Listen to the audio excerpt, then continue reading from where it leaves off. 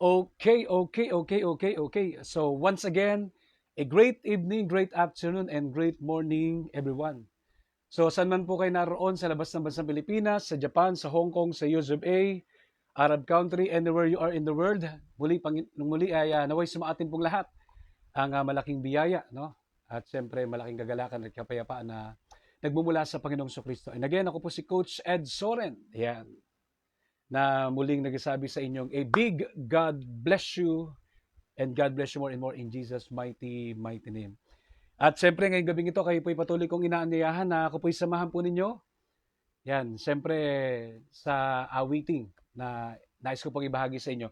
I'll be sharing with you tonight another song, another original song, original composition na biyaya po ng Diyos para sa atin. At siyempre bago pong lahat, no, shoutout po sa inyong lahat na ngayon po ay naka-tuning in na sa atin pong Be a Blessing, Spread the Good News.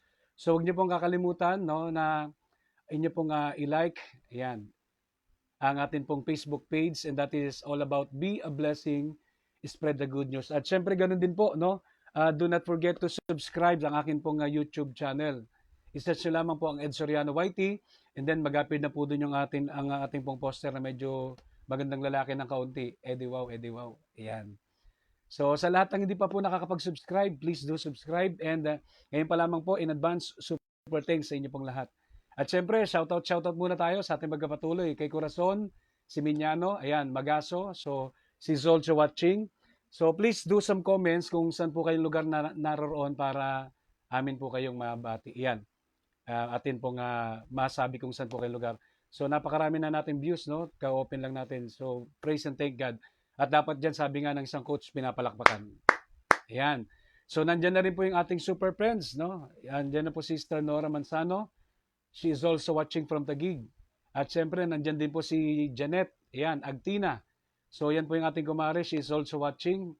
Hindi ko lang po alam kung siya po ay around dyan po sa Mindanao. Ayan, or sa Norte. So please do some comments. No? Ayan, at ganun din, nandyan na rin po si Ate Tata.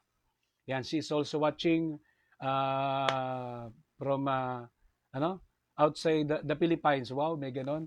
So siya po yung nasa ibang bansa ngayon. Hindi ko lang po alam tabigsa kung saan po ba siya. Kung sabay nasa Canada, something like that. At dyan din, no, si Mirasol. Sister Mirasol, Sister Belen, yan, from Bulacan. So mabuhay ang mga taga Bulacan. At ganun din yung ating makatang atleta.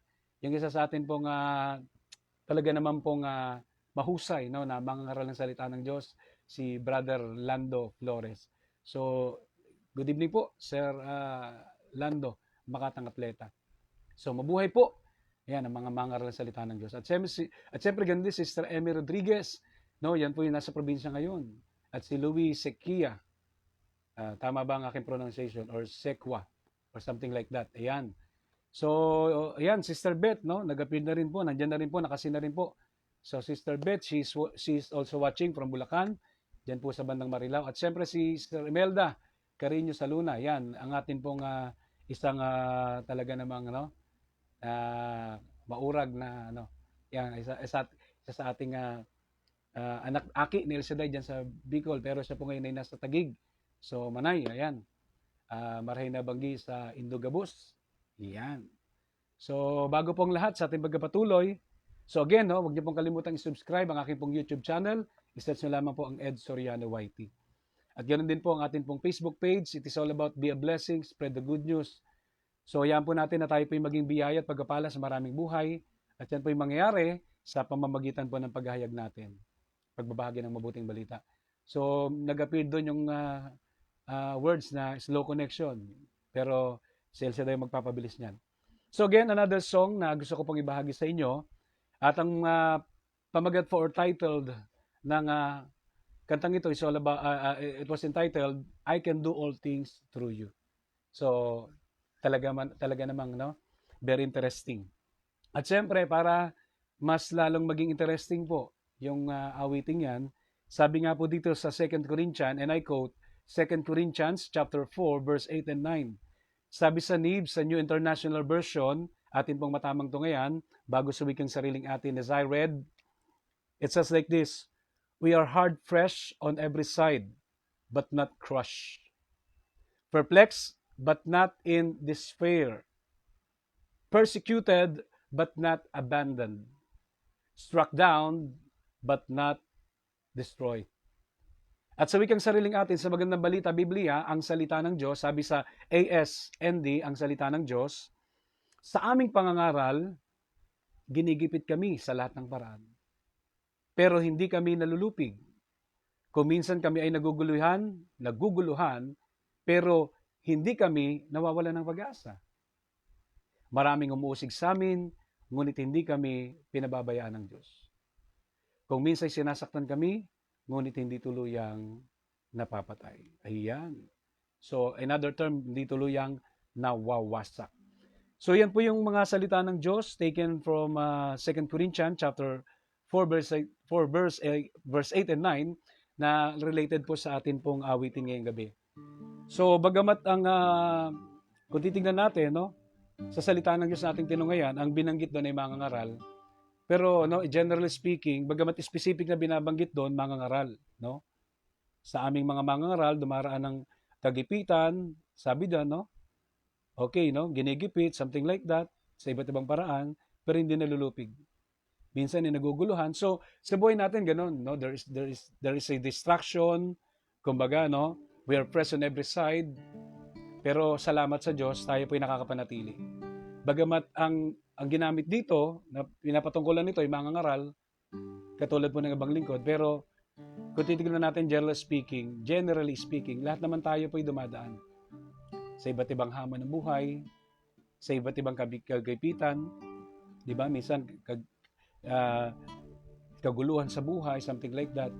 Pero wag po natin kalilimutan na meron tayong lakas na nanggagaling sa itaas. At yun po yung itaas na, hindi po yung kesame, di ba?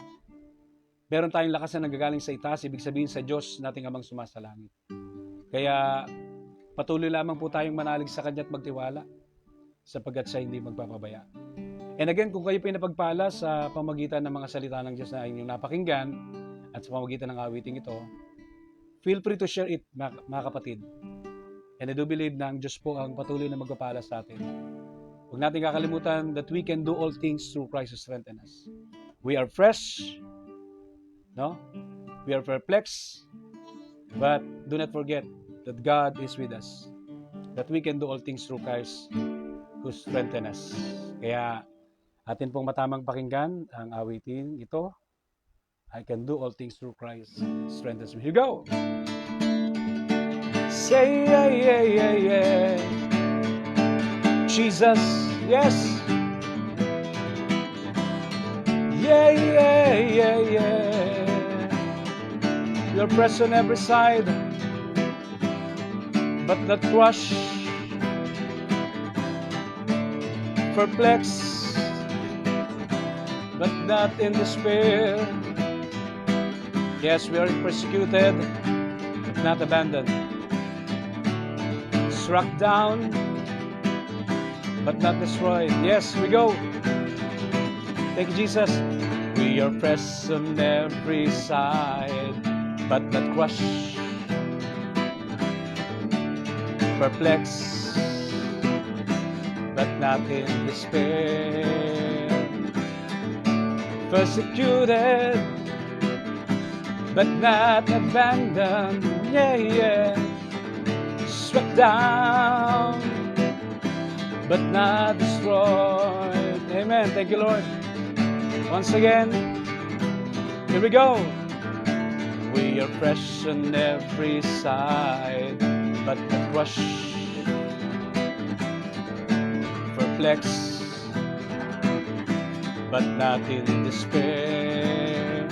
Sabi nga sa witting ito, persecuted, but not abandoned. Struck down,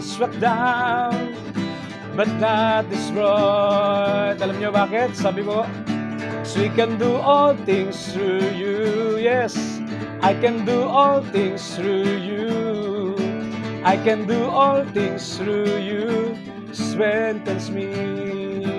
Yan po yung katotohanan na ang lahat ng bagay ay kayang-kaya natin mapagtagumpayan. Ano man ang ating pinagdaraanan, Sapagkat may Diyos na tumutulong, gumagabay, pumapatnubay sa atin. Yes! We are pressed on every side, but not crushed,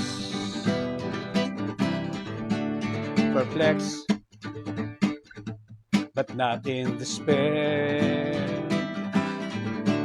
Persecuted, but not abandoned.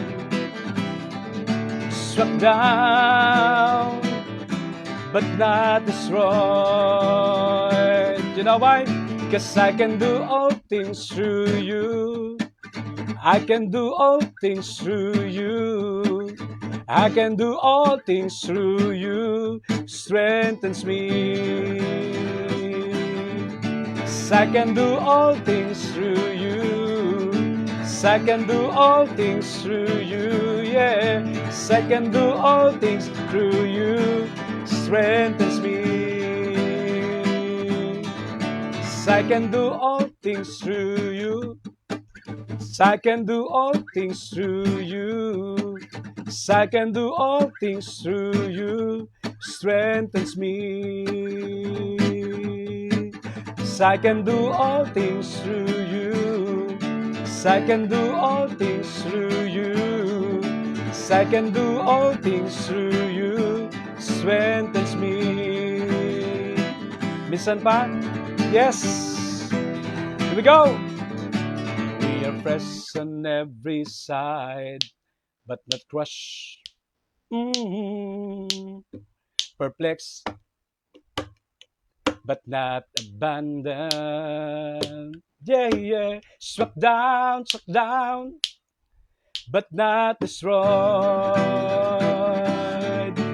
We are pressed on every side, but not crushed. Perplexed, but not in despair. Persecuted, but not abandoned. Yeah, struck down, but not destroyed. With one voice, sing it loud. 'Cause I can do all things through you. 'Cause I can do all things through you. 'Cause I can do all things through you. Strengthens me. 'Cause I can do all things through you. Yeah. 'Cause I can do all things through you. 'Cause I can do all things through you. Strengthens me.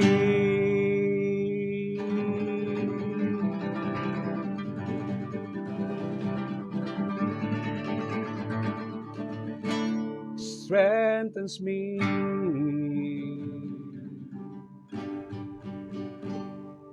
Ayan.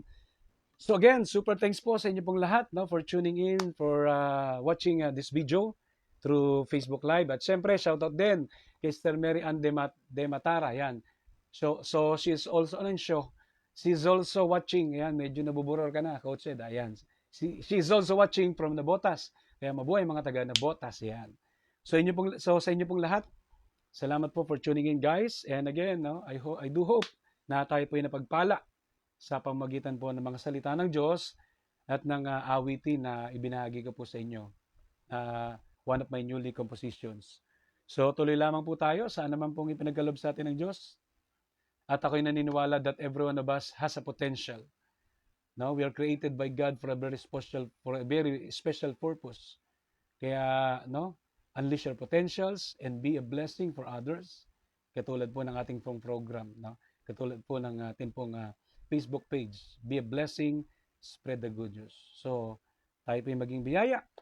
At para tayo maging biyaya, maghatid po tayo at magbahagi ng mabuting balita. And again, ako po si Coach Ed Soren, Tablado Soriano Jr., nagsasabi sa inyong a big God bless you more and more in Jesus' mighty name. And super thanks sa inyo pong lahat. At inaangkin po natin ng Diyos ng Himala ay gumawa ng himala sa ating buhay ngayong gabi ito. Sa pangalan ni Kristo Jesus na ating Panginoon. Bless ka na, super bless ka na, kitang-kita ko. God bless you more and more in Jesus' mighty name.